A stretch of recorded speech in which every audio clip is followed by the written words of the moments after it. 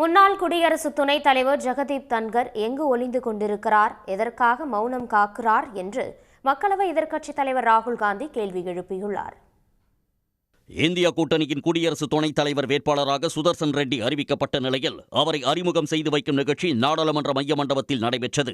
இதில் பங்கேற்று பேசிய ராகுல் காந்தி, குடியரசு துணைத் தலைவர் பதவியை தன்கர் ராஜினாமா செய்ததற்கு பின்னணியில் ஒரு கதை உள்ளது என்றார். குடியரசு துணைத் தலைவராக பதவி வகித்தவர் ஒரு வார்த்தை கூட பேச முடியாமல் ஒளிந்து கொண்டிருப்பது ஏன் என்பது வியப்பாக உள்ளதாக தெரிவித்த அவர், மாநிலங்களவையில் உரத்த குரலில் பேசியவர் திடீரென அமைதியாகியுள்ளதாக கூறினார்.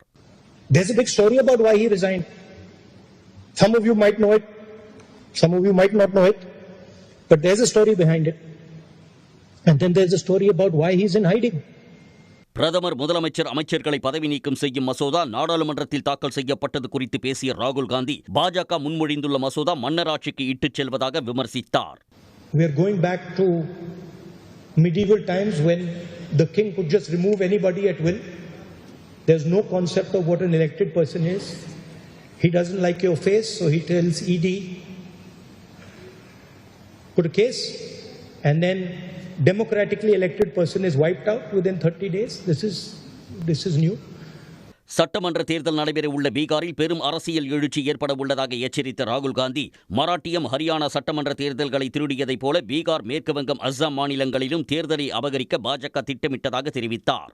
ஆனால் பீகாரில் கடும் எதிர்ப்பு கிளம்பியுள்ளதாக கூறிய அவர், 4 வயது குழந்தை கூட வாக்கு திருடன் என்று முழக்கமிடுவதாக பேசினார்.